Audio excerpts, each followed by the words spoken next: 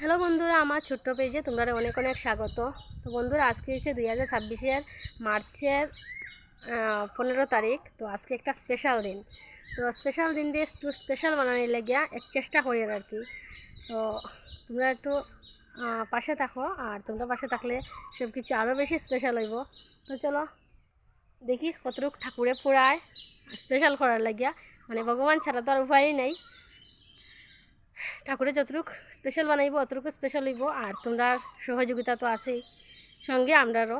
তো চলো, স্পেশাল বানানোর লাগিয়া অনেক কিছু করা লাগে, তো চেষ্টা করি স্পেশাল বানানোর লাগিয়া। তোমরা খালি ভিডিওটা দেখতে থাকো, আর যা যা করবো সব কিছু তোমরা লাগে শেয়ার করবো স্পেশাল বানানোর লাগিয়া আর কি। যা যা করবো তোমরা সব কিছু শেয়ার করবো।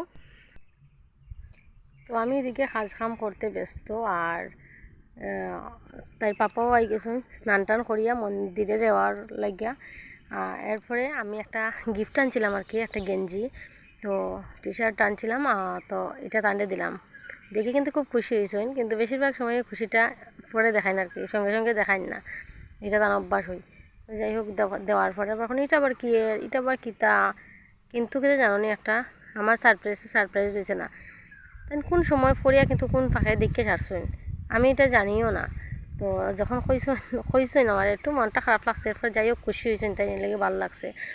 আর এদিকে তোমরা কইলাম ঠাকুরে যতটুকু পুরা একটা আনন্দ করতাম, এটা মানে খুশির একটা বিষয়টা হয়েছে গিয়া আজকে তাই পাপার জন্মদিন আর কি। তো জন্মদিন উপলক্ষে তাই পাপাই বেশিরভাগ সময় ওই কেক টেক বেশি একটা ভালো পাই না, তাই হলো ঠাকুর পূজা দিয়া সবরে একটু প্রসাদ খাওয়াইতে ভালো পাইন, তাই নো পাইন।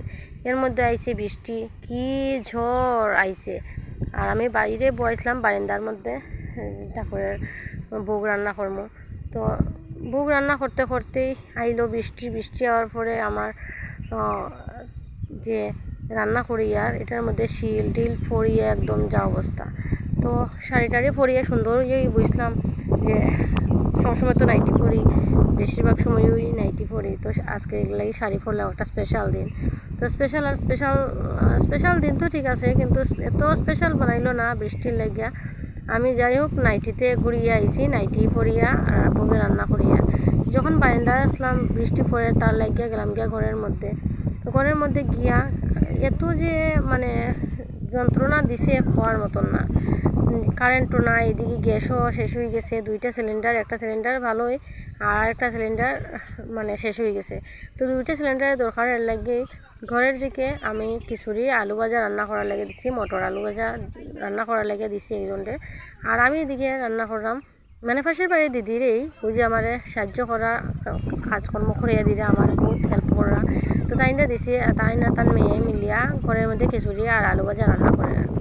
তো গেছে গিয়া গ্যাস শেষ হয়ে গেছে, কি যন্ত্রণার মধ্যে, মাথার মধ্যে এত টেনশন, মানুষও কয়েকজন নিমন্ত্রণ করছি, তো কেমনে কী হইব। যাই হোক আদা সাদা রান্না বান্না করিয়া ঠাকুর পুজো দিতাম করিয়া রেডি করলাম, আমি যে দেখায় আমি বুকের থালি বাড়ি। আর তো সুন্দরভাবে ঠিকঠাক হয়েছে না রান্না, কিন্তু সবাই কইছে ভালো হয়েছে। আর এটা একদম যাই, কিন্তু ভগবানে ঠাকুরের কাছে নিবেদন করা প্রসাদ কিন্তু সব সময়ই ভালো হয়, যাই যেসা রকম রান্না করো না কেন।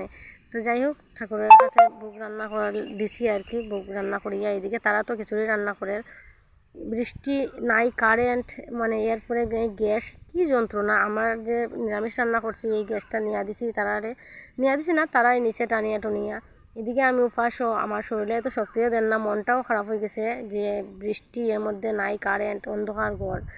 তো যাই হোক আমি ঠাকুর পূজা টুজা দেওয়া শেষ, আর ভোগ রান্না করা ভোগটা মানে আনিয়া রাখছি আর কি, যে অন্য ভোগ তো দিছি একখানা মাখিয়া মিশ্রণ করিয়া আর কি সবাই দিমু এরকম ভাবিয়া। আর খিচুড়ি তো এদিকে রান্না হইতাছে ওই, আর আমি এদিকে ভোগেরটা এখানে করিয়া মিশ্রিত করবো, সবাই দিমু। দেখো অবস্থা, দুপুরে নিমন্ত্রণ করছি সবাই দেওয়ার লাগিয়া, খাওয়ানোর লাগিয়া, প্রসাদ লইতো।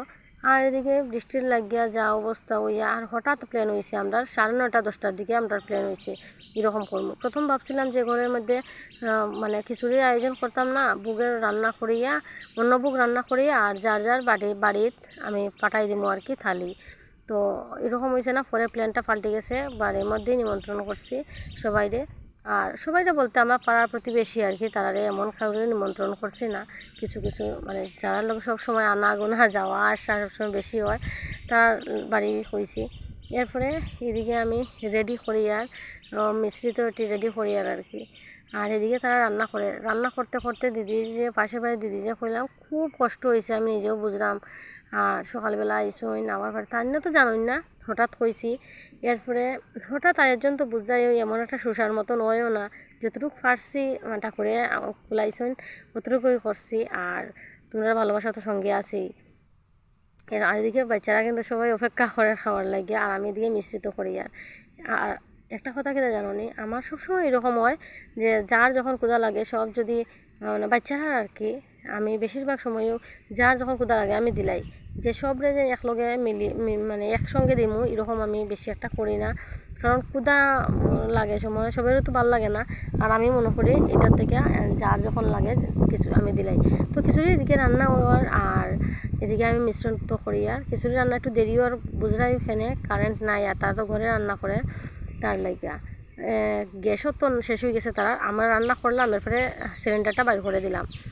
তো ওই যে দেখায় হে তারা এদিকে শতানি করে, আর হে খেলা যেত। তো আমার কয় কাকিমণি দিলাও যা হয়েছে তা হই। তো আমি মিশ্রিত প্রসাদটা দিলাম, দিয়া কইছি খিচুড়ি লইতো। তো খিচুড়ির দিকে হয়ে গেছে, বাজা টাজা হয়েছে না। তো তারা হে খিচুড়ি লইতো না, হে মিশ্রিত প্রসাদও খাইব। এইদিকে দিলাইলাম তারে।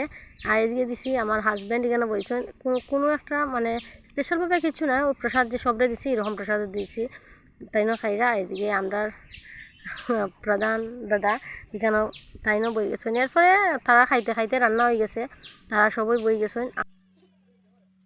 কিন্তু সব কিছু উঠাইতে পারছি না, যতটুকু সম্ভব হয়েছে উঠাইছি। তো তোমরা ভিডিওটা কীরকম লাগছে অবশ্যই কইও। আর আমার খাওয়ানটা মানে উঠাইতে পারছি না আর কি, একদম লাস্ট পজিশনে গেছে গিয়া। সবাই ভালো থাকো, সুস্থ।